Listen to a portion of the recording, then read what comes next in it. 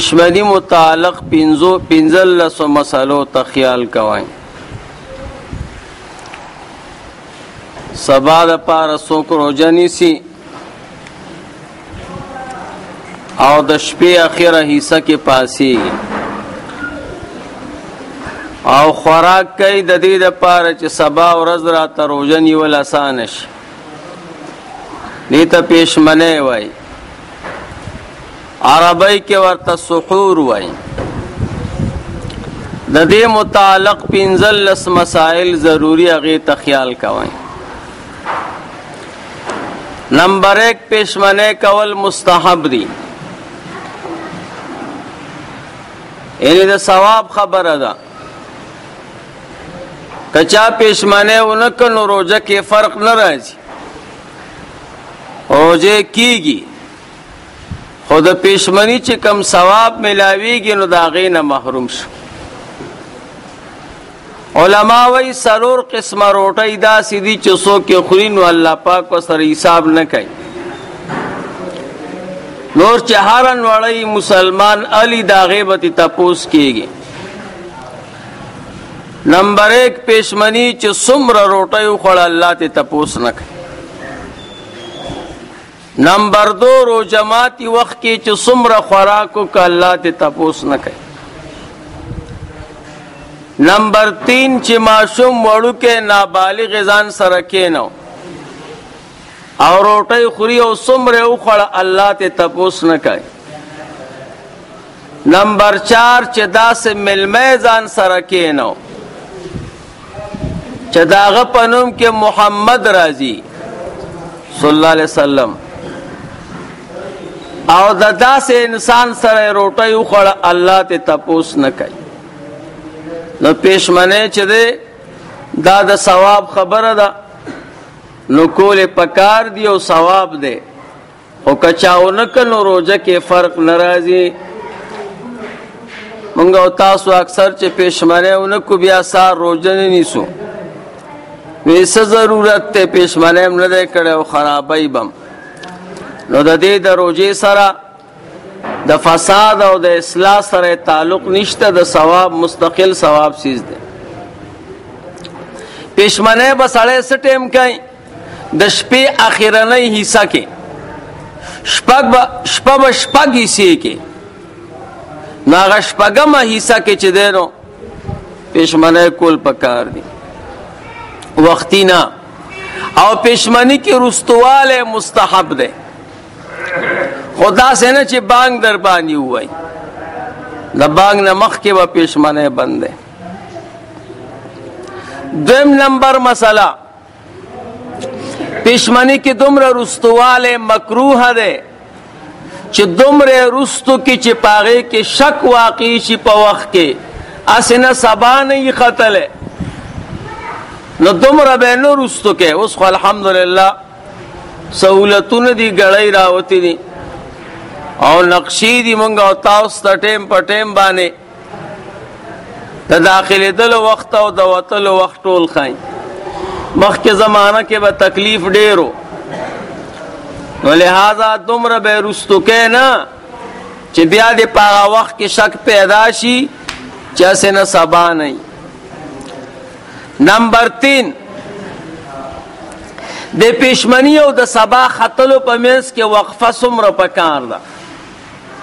چې سړی پیشمنی وکړي او بیا وروستو سبا وخیږي، نو فاصله څومره پکار ده چې قاري صاحب پکې 50 آیاتونه تلاوت کولی شي.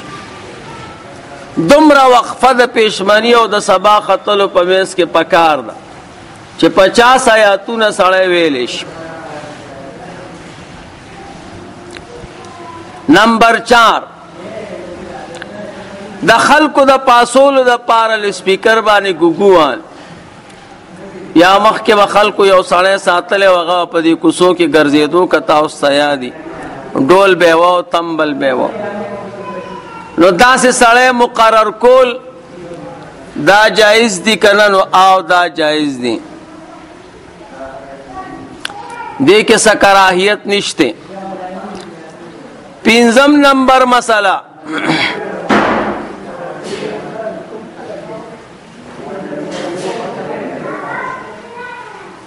یو سړی د پښمنی را پاسېده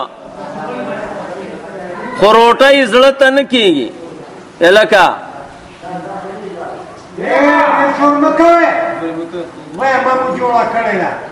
که یو سړی پښمنی ته را پاسېده او روټۍ زړه ته نه کېده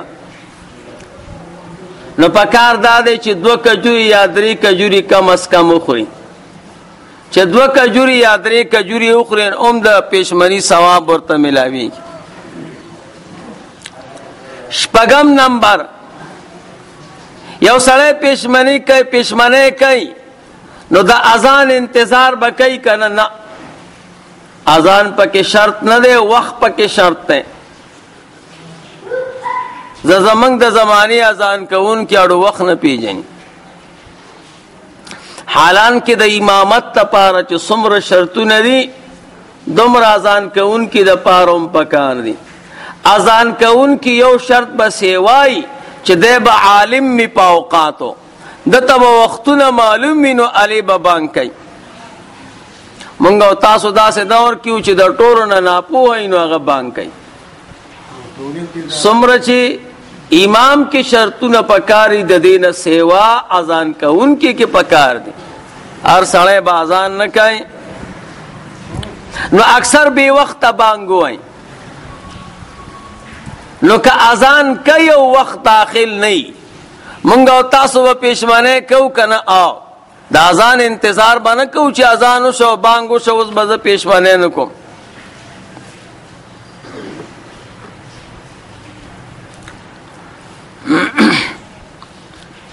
بلکې کله کله دا بانګ چې د وخت نه پیلي یا بعض خلک د بانګ انتظار کوي چې زه تر بانګه پورې به زه خوراک کوم. دام غلطه ده. بانګ خو په سبا کې کېږي پښمنۍ به د سبا نه پیله ختمه. دا بل کال یو ځای کې میلمه ومه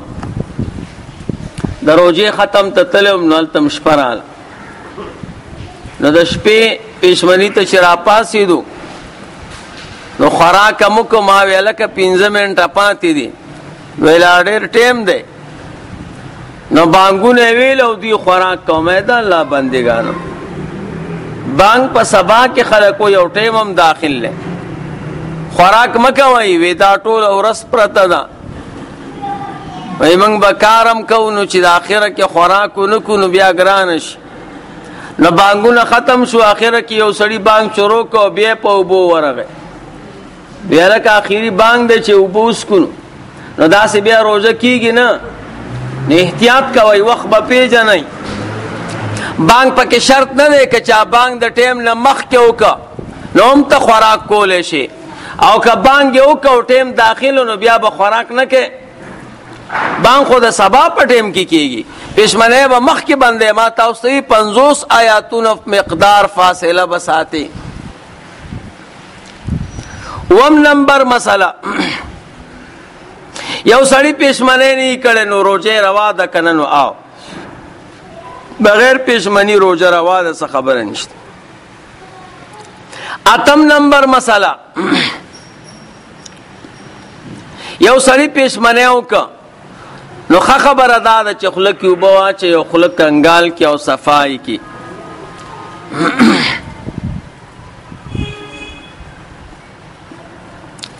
نو دا صفا کول ورته مستحب دي چې په غاښونو کې څه ونن خلیږي او سبا یې روژه خرابه نشي.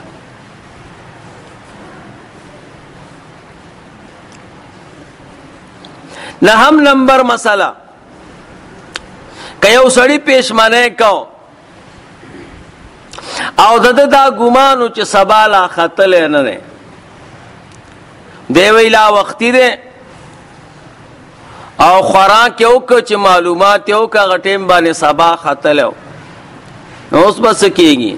دی به په دغه ورځ خوراک نه کوي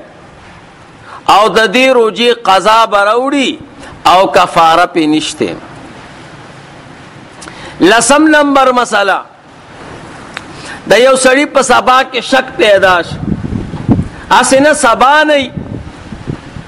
نو دی به څه کوي نو خوراک به پرېږدي چې دی شک پیدا شي هسې نه سبا نه راختلی نو خوراک به پرېږدي او کدغه ټیم کې خوراک وکړه د شک په وخت کې نو روزه وشوه کنه نو او وشوه خو ترسو پورې چې دا یقین پیدا شوی نه چې سبا ختل ده که یقین پیدا چې سبا خو ختلو نو بیا په قضا ده او کفاره په نشته. یو لسم نمبر مسئله دو کسانو گوئی ورکړه چلکه سبا ختل ده روټي مخوره دو کسان نور را لوي دي دروغ وای سبا لا نه ده ختل خوراک کوا او دی سړی خوراکو کو د دې رستنو غوانو خبره ومنله او چې به معلومات شو نو سبا ختلو نو دی به قضا ورکي او کفاره بم ورکي د دې روزي قضا بم وروړي او شپېته روزي بنوري نيسي یو شپېته ځکه دو کسانو گوئی ورکړي چې سبا ختل ده نو دا غوي به منلې و او تا د دې رستنې ومنه. در لسم نمبر مسئله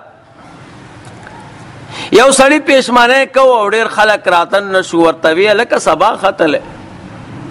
او ته خوراک کې ډېر کسانو هغه سړی ورته وی چې سبا ختل دی او ما خوراک وکړ نو بس بیا خو زما روزه نشته